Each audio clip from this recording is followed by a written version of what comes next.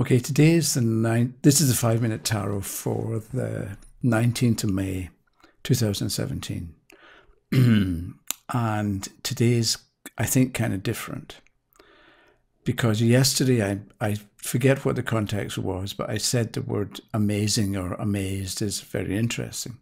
And I wanted to start with it, one word, and then look a little bit at Romeo and Juliet.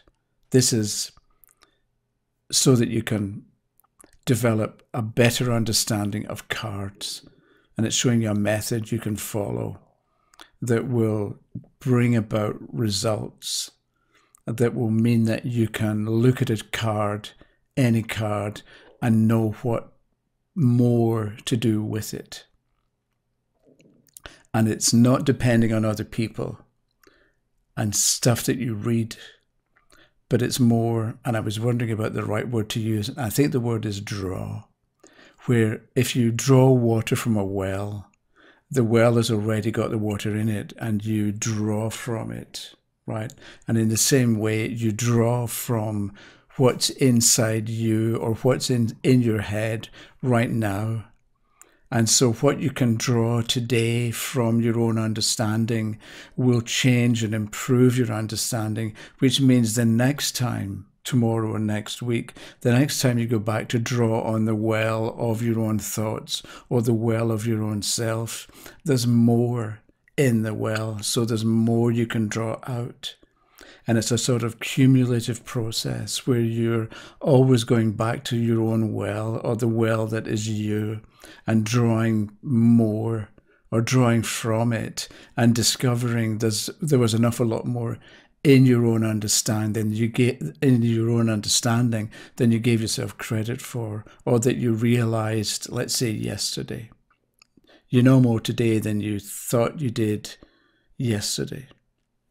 Okay, so amazed. There's a bit in Romeo and Juliet where Romeo has had a knife fight with Tybalt, and he kills him. I don't know if he deliberately wanted to start the fight thinking, I'm going to kill you, or maybe he did because young men and hot-blooded and excitement and trying to prove themselves and so on. So anyway, it ends up with Tybalt being dead, and Benvolio says to him, okay, get out of here, move, otherwise if the prince finds you're dead, you're going to be killed. So he says at one point to Romeo, stand not amazed. And we can think nowadays that if something is amazing, it's wonderful and great. But stand not amazed isn't saying everything is fine. Because within the word amazed, you've got maze. And I put a couple of photographs or JPEGs on screen of mazes. So by Benvolio saying to Romeo, stand not amazed, what he's saying is don't act as if you're in a maze, that you can take some forward steps, but you're going to end up in a dead end, and then you've got to retrace your steps. And you don't know what to do, and you think you're lost and you're stuck, and you're never going to get your way out of it. So stand not amazed. Don't be overwhelmed by whatever has just happened, but get a grip on yourself and leave. Otherwise, you really are in trouble. So there's a whole story in one word, amazed. And my point is, or I think it's useful if we can, in the same way, see a whole story in a card, which means that if you've got a past, present, and future spread, you can turn the card for the past and talk a lot about it and draw significance from it and explain what it points to, what it shows, what it's describing for the past, and then the present and the future, and then put them all together. And it's not like you need long lists of meanings for each of the three positions or each of the three cards. What you want to do is more like be able to read the story in the card. And that's a sort of general idea about how do you learn the tarot. And it's not from reading what other people have said, because you can read as many books as you want, but in the end it's you, the questioner, and a card on a table in front of you, and you have to make sense of it and relate it to the question that's been asked. So that's why I said at the beginning, what works and what works for everybody, no matter what your present position or your present understanding. What works is to draw on yourself. So the next bit, I've got a couple of ideas, or maybe I've only got one. And so I'm going to start talking in a minute about a couple of cards. And I may run out very quickly, but that's okay, because if you're keeping a journal or a notebook, you might find, okay, you look at a card and you come up with one idea, and that's all you can do. But instead of being disappointed that you can only come up with one idea, you think, okay, one idea, and you come back to it tomorrow or the next day, and you see if you can do more with it. And maybe you can, but maybe you can't. But it really doesn't matter either way which experience you have, because in the long run, you're going to be able to get more out of it. So the words that I want to discuss now, again, it's from Romeo and Juliet, and it's a bit after Benvolio says to Romeo, you know, get out of here, otherwise the prince is going to kill you. And Romeo says, oh, I am fortune's fool. And if you've seen the Romeo and Juliet movie with whatever Joseph Fiennes and Gwyneth Paltrow, there is a bit where they perform the play near the end of the movie where Joseph turns the cat, or he said, you know, I am fortune's fool, when he realizes what he's just done, that he's killed Tybalt. So if you Google this, you'll find there's the bit I saw, because I wanted the actual section. And there's what Shakespeare says, and there's a modern English translation beside it. So, oh, I am fortune's fool, translated for I have awful luck. And that's one possible meaning of I am fortune's fool. But because we know the tarot, we can do an awful lot more with it. We know better than this is fortune, that I have awful luck. Because we have the Wheel of Fortune, which is fortune. And we have the Fool, which is fortune's fool.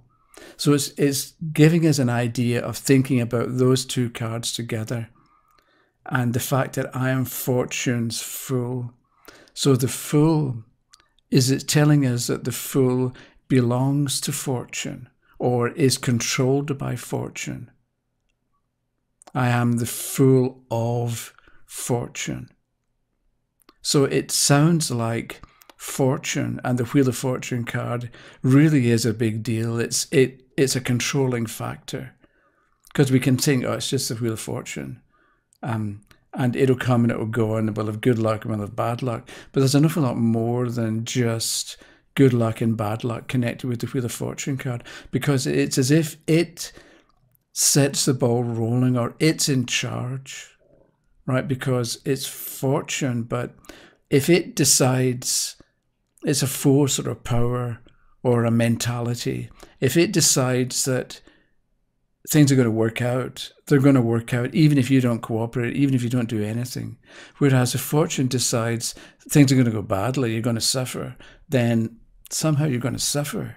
So it can make us understand that when the Wheel of Fortune comes up in a reading, we're dealing with something powerful and something that controls, and something that sets the rules or makes the rules that we then have to follow. Or if we don't follow them, we pay the price. Or maybe we don't pay the price if that's what fortune has decided for us. So somehow the Wheel of Fortune is big and powerful and important and controls. Whereas the Fool, so when the Fool comes up, do you say to the questioner, okay, you can do whatever you want because you're represented by the Fool, but don't forget you're operating within the Wheel of Fortune, or within the circumstances and the conditions that fortune has laid out in advance for you. So yes, you can do whatever you want, but you don't have complete control. So Romeo went into the fight. Maybe he didn't think it through. Maybe he just did it and it was an impulse. But he ends up realizing fortune played me for a fool. I thought maybe with the Fool you think nothing can overcome you or nothing can defeat you, the way that a 15-year-old boy thinks. or young people think. We think we're immune to any kind of problem, which is why we drive too fast and take drugs and do stupid things. So we think we're immune, and that can be what the Fool is about as well. And maybe because you think you're immune, you are immune, but maybe you think you're immune, but fortune can have something else in mind for you. So when Romeo says, I'm fortune's fool, he's recognizing that not just that he made a mistake, but that maybe there was something else going on that was bigger or different from what he thought was going on. So when he was the fool, or when you are the fool, you can be trapped in your own way of thinking about things, thinking that or not really thinking, but just assuming that, your sense of daring and sense of adventure is going to enable you to overcome any obstacle. And maybe it does for a while, but we ought not to forget fortune. And we ought to, I say we ought, it's maybe a wise thing to do, to pay our respects to fortune, the way that in some cultures they respect their ancestors. And by respecting your ancestors and what came before you, it maybe settles you down or gives you a greater sense of responsibility or a sense of balance, so you don't do stupid things or you don't take risks, unnecessary risks. There's a difference between being adventurous and going for something sensibly and just being stupid, which can be what the fool is. So Romeo is fortune's fool.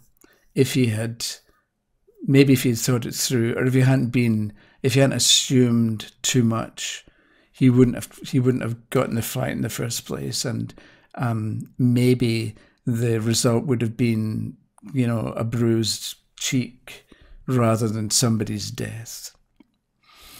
Okay, that was it. So what do you think? I'll talk to you tomorrow. Okay, bye-bye.